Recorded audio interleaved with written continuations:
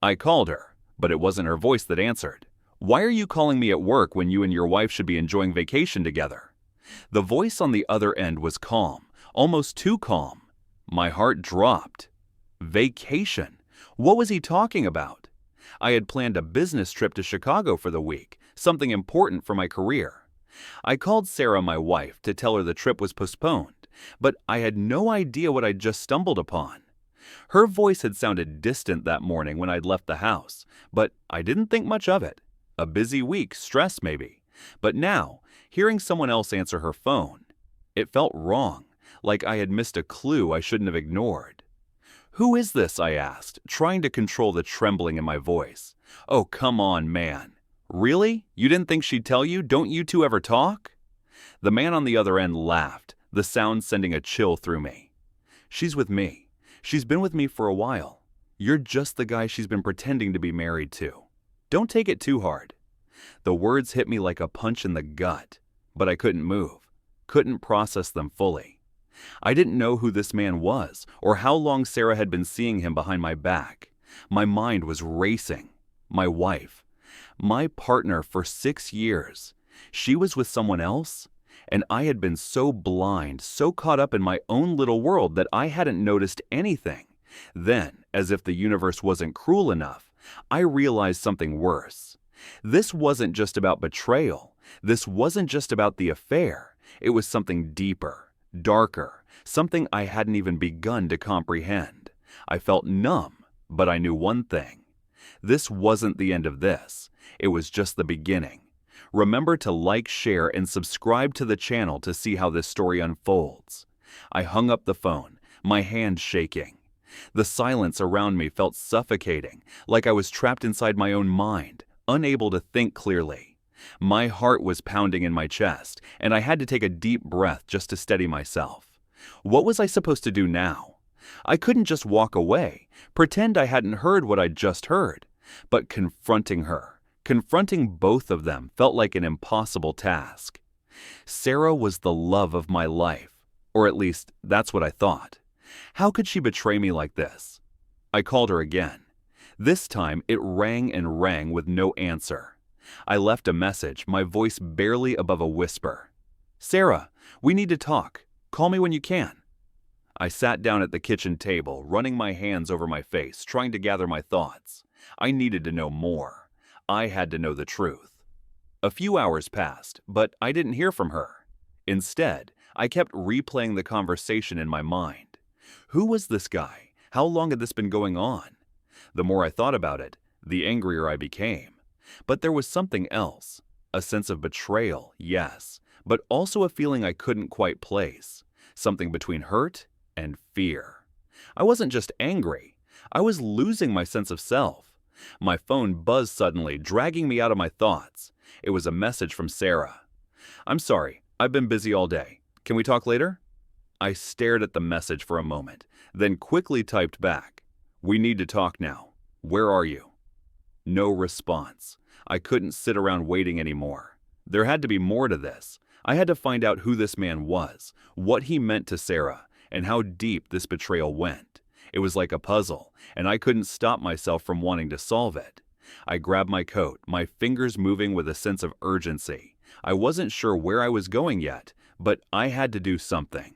My phone rang just as I was about to walk out the door. It was Sarah. Her voice sounded different this time, flustered, almost panicked. "Jason, I'm so sorry, we need to talk. But before she could finish, I cut her off. "Where are you?" There was a pause on the other end of the line. "I'm at work," she said, her voice barely audible. "Can we do this later?" I didn't answer. Instead, I hung up. I couldn't do this over the phone. I couldn't let her explain herself in some cold, distant conversation. I needed to see her face, to hear her voice in person when she told me the truth. I drove to her office, the distance feeling like an eternity. The air was thick with tension, and every stoplight, every turn, felt like it was dragging me further into a nightmare I wasn't ready to face. My hands gripped the steering wheel so tightly my knuckles were white, but it wasn't just anger anymore. It was fear. Fear of what I might find. Fear of what she might say. When I pulled into the parking lot, my heart was racing. I took a deep breath, trying to calm myself. I couldn't let her see how shaken I was, but there was no hiding it. I was on the edge, barely holding it together. I walked into the building, trying to act normal, but inside I was anything but. I asked the receptionist where Sarah was, and she directed me to her office. The door was slightly ajar, and I could see her through the crack, sitting at her desk, talking to someone on the phone. I hesitated before knocking, but the voice in my head told me to go in. So I did. When she saw me standing there, her face dropped. For a split second, her eyes flickered with something I couldn't quite place. Guilt, maybe, or fear. But then she quickly masked it with a smile that didn't reach her eyes. "Jason, what are you doing here?" she asked, her tone soft but forced. "I need to talk to you," I said, my voice steady but cold. I couldn't hide the hurt anymore, not from her. She looked around, checking if anyone else was around. "Can we step outside for a minute?" I nodded and followed her out of the office, down the hallway, and into the stairwell. The moment the door shut behind us, I couldn't hold it in any longer.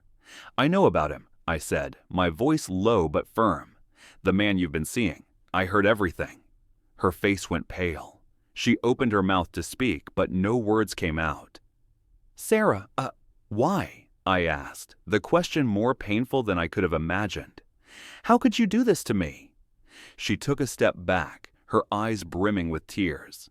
"Jason, I never wanted you to find out this way." Her voice cracked, and for a moment I almost believed her. Almost. "But you didn't care that I was your husband," I snapped. "You didn't care that I trusted you. You just lied." "I wasn't lying," she said almost too quietly. "I just didn't know how to tell you." I felt my pulse quicken, the anger rising again.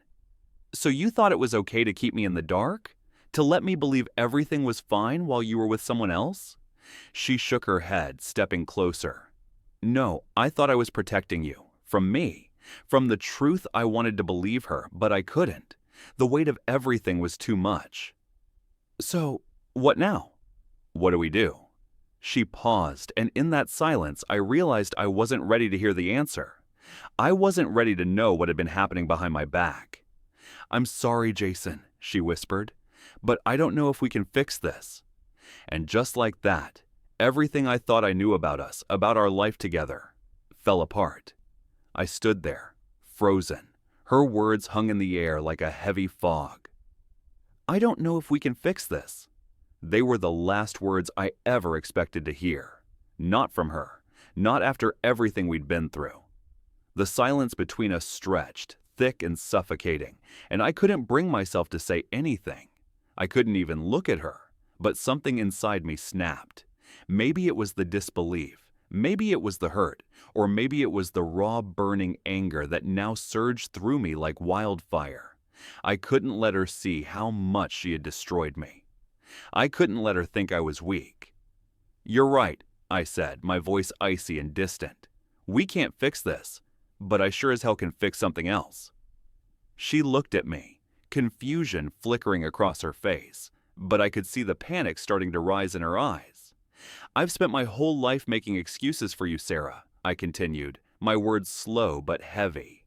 "Making excuses for your lies, for your betrayal. But no more. You thought you could break me and walk away. Well, you were wrong." Her face paled even further, and for the first time, I saw fear in her eyes. I took a step closer, my gaze never leaving hers. "I'm not the man you thought I was. You won't get away with this." She took a step back, but I didn't give her the chance to say anything. I turned and walked away, leaving her standing there speechless. I didn't go straight home. I didn't need to. I knew where I needed to go. The man who had been on the other end of the phone earlier, the one who thought I was just going to accept the betrayal and move on. He didn't know me. He didn't know what I was capable of.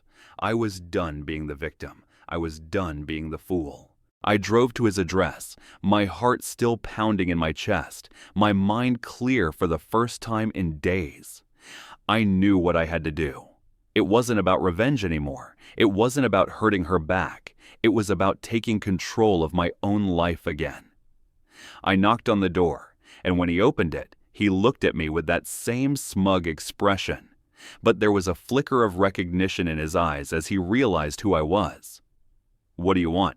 he asked, his voice dripping with mockery. "I want you to know," I said, my voice steady, "that I'm done with this, but you—" I pointed at him, the anger bubbling up again. "You won't get away with thinking you can just walk into my life and take everything. I'm not giving up my dignity, not to you, not to anyone." His smile faltered for a moment, but then he shrugged, like it didn't matter to him. "Whatever, man. You can't change anything now." "Watch me," I said, turning and walking away. And as I left, I felt a strange sense of peace wash over me. For the first time in days, I felt like I was free.